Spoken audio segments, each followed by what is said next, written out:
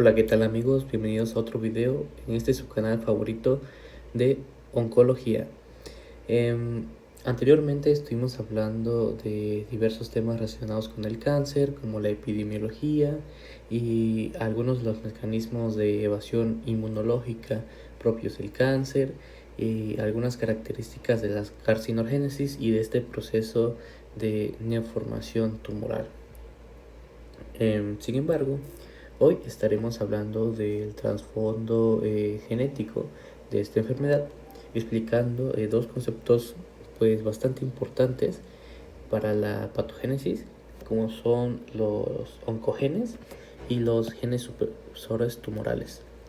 Explicaremos el papel de cada uno, así como su alteración y cómo estos llevan a el cáncer. Bien, empecemos con los oncogenes. Estos propiamente son genes alterados en sí. ¿Por qué? Porque existen como protooncogenes en sí. Estos son genes normales que al alterarse típicamente llevan a una replicación acelerada de la célula y pues con esto una diversificación de las mutaciones. Recordemos que nuestras células tienen diversos mecanismos para evitar que las células dañadas esparzan ese error, o sea, se dividan, procreen. Entonces estos genes, al verse alterados, llevan a una vía común. Por eso se les conoce como protooncogenes, y a su producto de su transcripción o de su activación se les llama oncógeno. Bien, como ya les comenté, un protooncogen normal estimula el crecimiento de una forma controlada. Este pues es su papel, ¿no? Por ejemplo, los factores que inducen la proliferación de tejidos, por ejemplo, digamos, el factor endotelial vascular.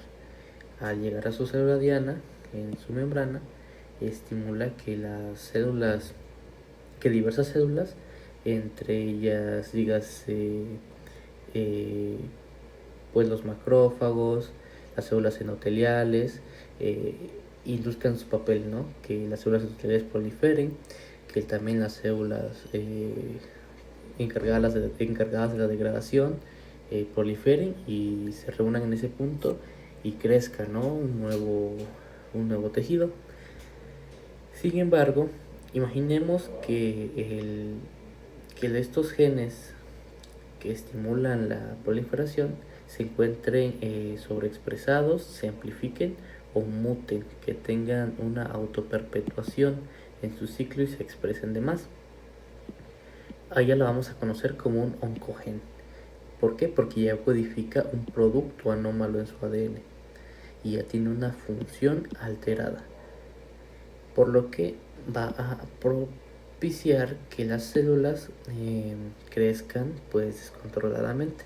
Aquí tenemos algunos ejemplos de protooncogenes que pues existen normalmente. Aquí tenemos al RAS, al MYC, que es el controlador maestro básicamente de la transcripción, de algunos genes pues un poquito más raros, pero que también tienen una función importante, como por ejemplo RAS, al verse activado, tiene una mutación puntual que le propicia una activación constitutiva. Esto quiere decir que es independiente de señales externas. Esa célula va a tener el RAS activado, por lo que su vía de señalización siempre va a estar transcribiendo genes de la proliferación o productos de la proliferación sin una señal, digamos, exócrina, ¿no?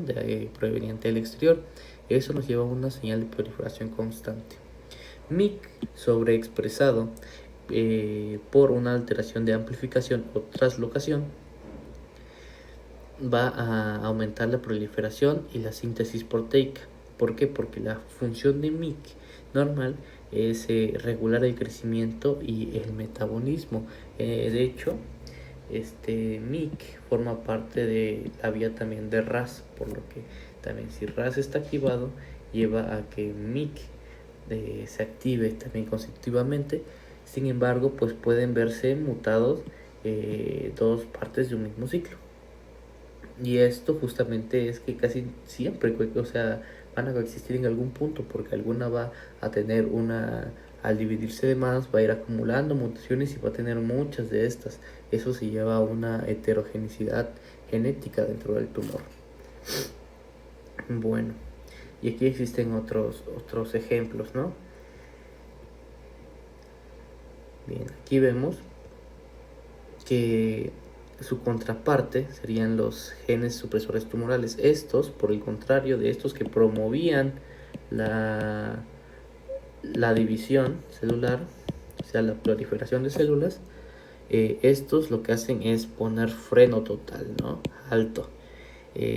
Dicen guau, algo que está pasando con la célula, hay un daño, está siendo agredida, tenemos que repararla o en su caso eliminarla. Esto sí funciona como guardianes, ya que propician que cuando el ADN se daña, frene su ciclo y pueda haber una reparación o una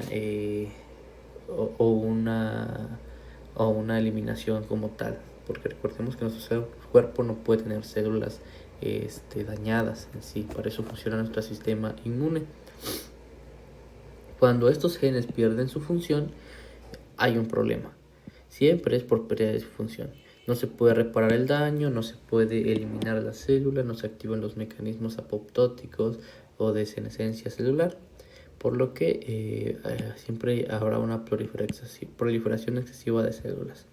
Y bueno, estos coexisten o hacen sinergia dentro de la patología del cáncer, ya que una célula normal provista con estos dos mecanismos celulares sin daños, pues va a tener tanto un crecimiento como una reducción celular en el caso de que se dañara alguna, y pues va a haber un equilibrio de células. Sin embargo, con la activación de oncogenes, que ya sabemos que fomenta la proliferación, y con la eliminación de los genes supresores de tumores, que es básicamente como si el camión que va acelerando se quedara sin frenos, pues nos lleva inevitablemente a la catástrofe, ¿no? Una acumulación de mutaciones que nos va a llevar a la proliferación descontrolada, evasión de la apoptosis, las características de invasión y de metástasis, que son lo que hacen que sea un cáncer maligno. Bueno, algunos de los genes supresores tumorales más importantes, lo que más se recalcan en lo que es la patogénesis del cáncer, ya que están presentes en la gran mayoría de ellos. Por ejemplo, la mutación de PT53 está presente en el 70% de los cánceres humanos. Entonces, pues vamos a explicar un poco de esto. PT53 es el gen que codifica la P53, que es una proteína que en condiciones normales se haya unida a su contraparte, la MMD2, que al estar unida a ella evita que se una a sus receptores de célula diana específicos. Esos receptores pues no se activan porque pues no hay forma libre como tal. Sin embargo, cuando una célula es dañada por agentes externos, dígase decir radiación, carcinógenos, mutágenos, vamos a tener que en la célula normal estas lesiones del ADN hacen que se desprenda. Existen unos receptores en la membrana de las células que fomentan la modificación post-traduccional de P53, que hacen que se escinda de su contraparte, la MMD2, y esto hace que pueda activar los receptores específicos en su célula diana, dígase la célula dañada. Entonces, existen miles de genes, o cientos más bien dicho, perdón, exageré un poquito, existen cientos de genes que se activan con P53.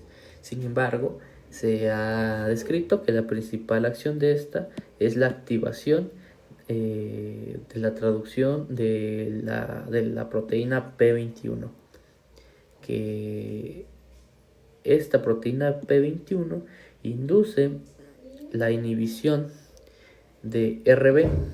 Esta inhibe RB, la mantiene hiposfosforilada, lo que propicia que se pare el ciclo en G1. ¿Para qué? Pues como vamos a ver más adelante, exista una reparación del ADN inducida también por P53, ya que activa diversos genes, los cientos que activa, que promueven la reparación, como por ejemplo BRCA1 o BRCA1, que es el gen del tumor de mama, y BRCA2, que también se encarga de la ruptura de la reparación de las rupturas de doble cadena. Entonces, si se tratara de una de esas, pues sí se la repararía, inducido por P53. Si esto no fuese posible, haya demasiado daño, existen otras dos vías, que son la senescencia y la apoptosis. En la senescencia es un tipo de modificación total en el que hay un cese de la función traduccional de la célula en base a modificaciones estructurales de la cromatina. Esto es permanente, hace que nuestra célula pues ya no prolifere y gradualmente pues se recicle y muera.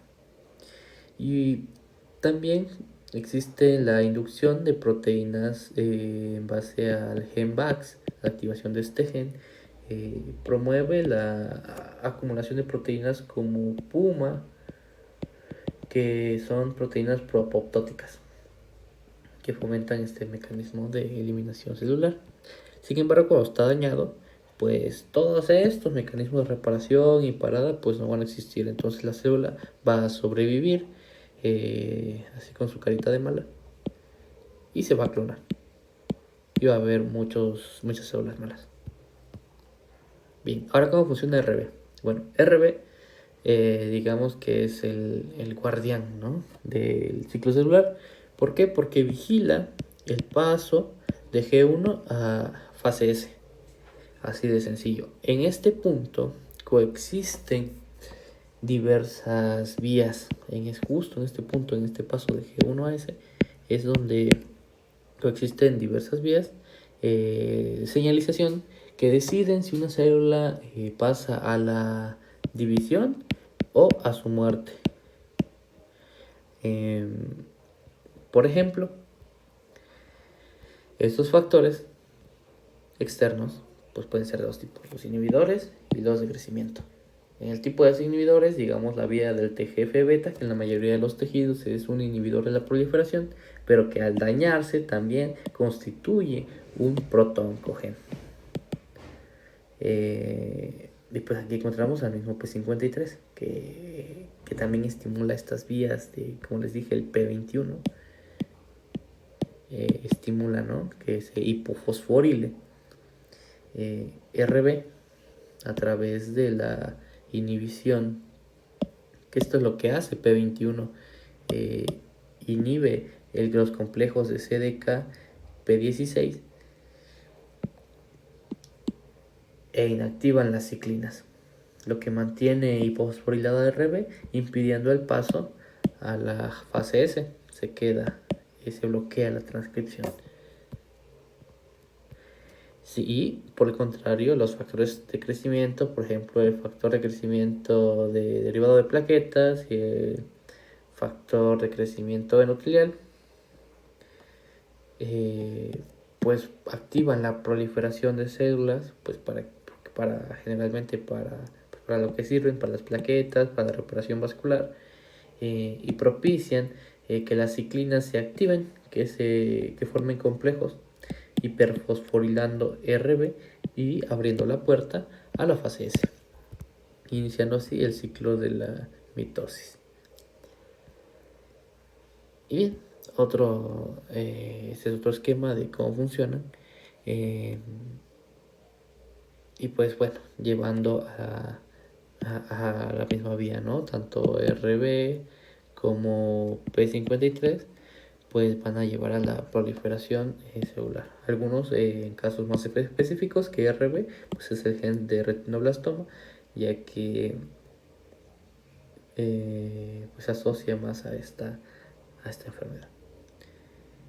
Y bueno, ¿no? Esto se trata de, aquí se ilustra muy bien, de un equilibrio entre la función de proliferación y freno.